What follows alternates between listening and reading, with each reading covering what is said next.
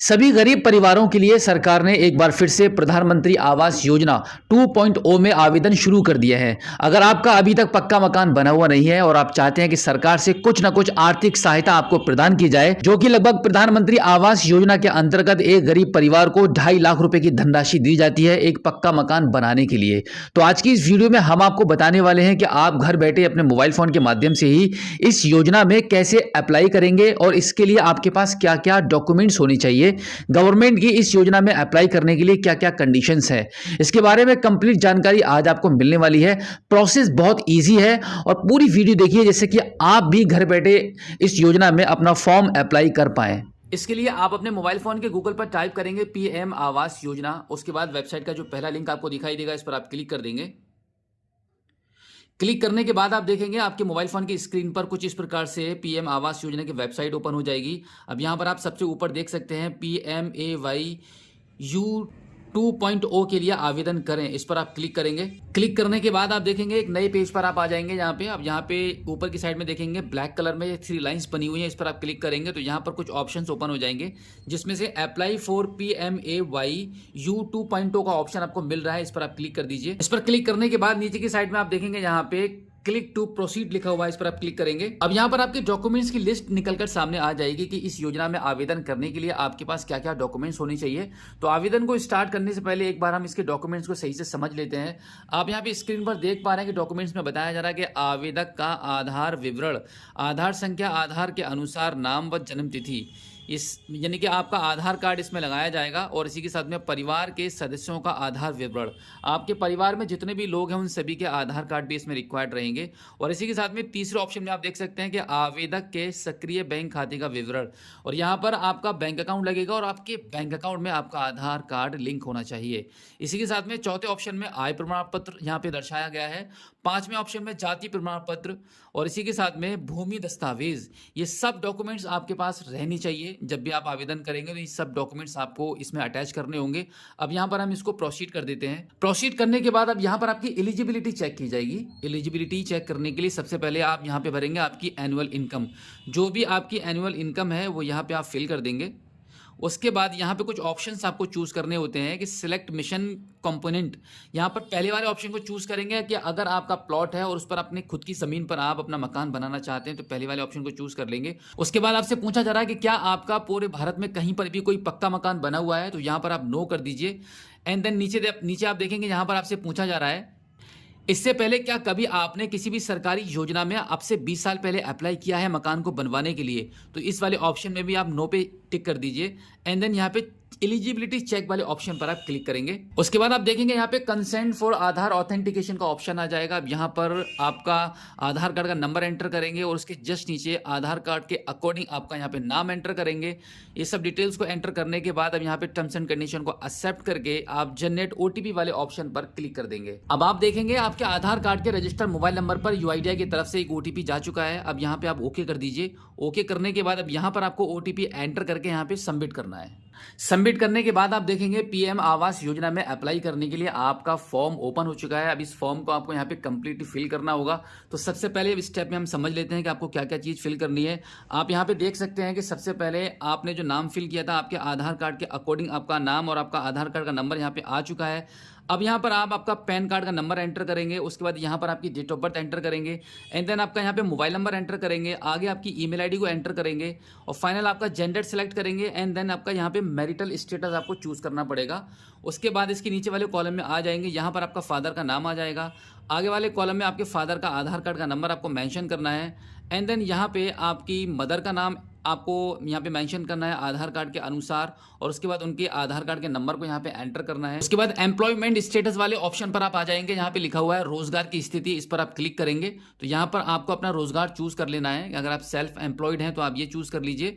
उसके आगे आप देखेंगे आवेदक का व्यवसाय का ऑप्शन आपको मिल जाएगा, इस पर आप क्लिक करेंगे तो यहाँ पर आपको अपना व्यवसाय चूज कर लेना होगा कि आप क्या काम करते हैं।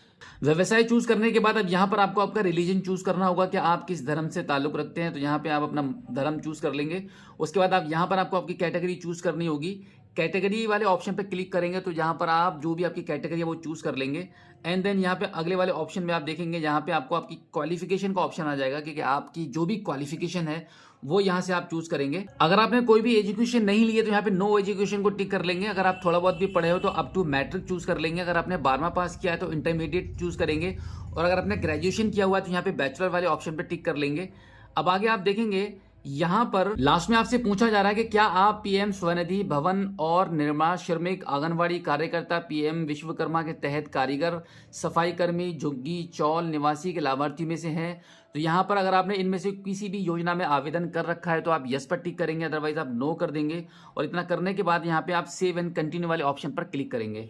सेव एंड कंटिन्यू करने के बाद आप देखेंगे आपके फैमिली मेंबर्स की डिटेल्स यहाँ पे ओपन हो जाएगी कि आपने अभी पर्सनल डिटेल्स में आपका फादर नेम, मदर नेम और आपका नाम जो फिल किया था आधार कार्ड के नंबर के साथ में, वो सब डिटेल्स यहाँ पे आपकी मेंशन हो जाएगी। उसके बाद आगे आप देखेंगे यहाँ पे अगला ऑप्शन आपको मिल जाता है हाउस होल्ड डिटेल्स। इस पर आप क्लिक करेंगे तो यहाँ पर आपको शुरू में आपने अभी जो इनकम यहाँ पे फिल की थी 50,000 रुपये की, उसके मुताबिक आपको यहाँ पे आपका इनकम सर्टिफिकेट अपलोड करना रहता है। जैसे कि आप यहाँ पे देख पा रहे हैं कि इनकम सर्टिफिकेट यहाँ पर आपको अपलोड करना है। आप PDF में ही आपको ये फाइल अपलोड करनी होगी। यहाँ पे चूज फाइल वाले ऑप्शन पर आप क्लिक करेंगे तो इस प्रकार से यहाँ पर आपके ऑप्शंस आ जाएंगे। तो फाइल्स वाले ऑप्शन पर क्लिक करके आपकी फाइल को यहाँ पे अपलोड कर देंगे। अपलोड करने के बाद इस कस्बे शहर में रहने की वर्षों में संख्या यहाँ पे आपको दर्शानी होती है। तो यहाँ पे आप सिलेक्ट वाले ऑप्शन पर क्लिक करेंगे तो यहाँ पर आपको ये मेंशन करना होगा कि जो एड्रेस आपने फिल किया है या आपके आधार कार्ड पर जो एड्रेस है जहाँ के लिए आप मकान के लिए अप्लाई करना चाह रहे हैं वहाँ पर आप कब से रह रहे हैं। तो यहाँ पर अगर आप जन्म से रह रहे हैं तो मोर देन 10 ईयर्स वाले ऑप्शन पर आप क्लिक करेंगे। और उसके बाद अगला ऑप्शन आप देखेंगे यहाँ पर आपको ये बताना होगा कि घर का स्वामित्व यानी कि हाउस ऑनरशिप के बारे में आपको बताना होगा कि आपका खुद का घर है, रेंट का है या फिर आपका कोई घर ही नहीं है। तो यहाँ पर हम अपने खुद के प्लॉट पर अपना मकान बनाना चाहते हैं तो यहाँ पे ऑन वाले ऑप्शन पर क्लिक करेंगे। और उसके बाद एक बार फिर से हम यहाँ पे सेव एंड कंटिन्यू वाले ऑप्शन पर क्लिक कर देंगे। सेव एंड कंटिन्यू वाले ऑप्शन पर क्लिक करने के बाद अब एड्रेस डिटेल्स यहाँ पे आपको फिल करनी होती है। आप एक बार समझ लीजिए कि कैसे कैसे आपको यहाँ पे आपका एड्रेस फिल करना है। तो सबसे पहले यहाँ पर आप अपना फ्लैट नंबर या मकान नंबर लिखेंगे। उसके जस्ट नीचे आप देखेंगे यहाँ पे गली मोहल्ले का नाम आपका आ जाता है। एंड देन यहाँ पर आपको आपका स्टेट चूज करना पड़ता है। स्टेट चूज करने के बाद अब यहाँ पर आपको आपका डिस्ट्रिक्ट चूज करना पड़ेगा। एड्रेस के इस कॉलम में आप देख रहे हैं कि यहाँ पर आपको डबल ऑप्शन आपको मिल रहे हैं। तो दोनों ऑप्शन में आपको चूज करना होगा। अब इसके बाद आप देखेंगे सिटी नेम आपको यहाँ पे चूज करना होता है। सिटी नेम चूज करने के बाद आपका area pin code number choose करेंगे। उसके जस्ट नीचे आप आ जाएंगे यहाँ पर आपका वर्तमान पता और आपका स्थायी पता अगर दोनों सेम है तो इन दोनों बॉक्सेस पे आप टिक कर देंगे। तो इन पर टिक करने के बाद आगे आप आ जाएंगे। यहाँ पर सबसे लास्ट में आपको भूमि दस्तावेज अपलोड करने का ऑप्शन आ जाएगा। यहाँ पर आपकी जो जमीन का पेपर है वो यहाँ पर आपको चूज फाइल वाले ऑप्शन पर क्लिक करके फाइल्स वाले ऑप्शन पर क्लिक करेंगे। तो यहाँ पे इस प्रकार से आपकी जमीन के पेपर को आप यहाँ पे अपलोड कर पाएंगे। जमीन के पेपर को यहाँ से चूज करने के बाद अपलोड वाले ऑप्शन पर आप क्लिक करेंगे और उसके बाद इस सभी डिटेल्स को एक बार सही से आप देख लेंगे कि आपने जो एड्रेस फिल किया वो सही से भरा हुआ है।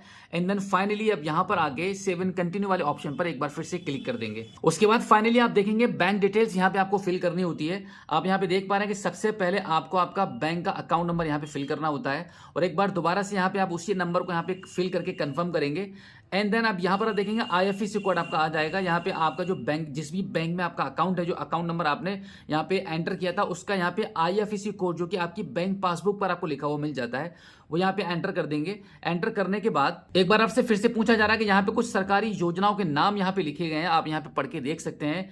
इनमें से किसी भी सरकारी योजना में क्या आपने कभी कोई आवेदन कराया हुआ था या लाभ इसका उठा चुके हैं, तो यहाँ पर आप यस वाले ऑप्शन पर क्लिक करेंगे। और अगर आपने कोई भी इनमें से किसी भी योजना पर आवेदन नहीं कराया है, अब तक आपको किसी भी सरकारी योजना का कोई भी लाभ नहीं मिला है, तो आप यहाँ पे नो वाले ऑप्शन पर टिक करेंगे। उसके बाद यहाँ पर आप टर्म्स एंड कंडीशन को एक्सेप्ट करेंगे एंड देन यहाँ पे फाइनल सेव कर देंगे। एक बार आपका फॉर्म सही से अप्लाई होने के बाद प्रधानमंत्री आवास योजना की तरफ से एक टीम आपके घर का सर्वे करने आएगी। वो जांच पड़ताल करेंगे और आपका फॉर्म सही पाया जाता है और आप एलिजिबल होते हैं तो डेफिनेटली आपको सरकार के माध्यम से इस योजना का लाभ मिलेगा और आप अपना एक पक्का मकान बना पाएंगे सरकार की मदद से।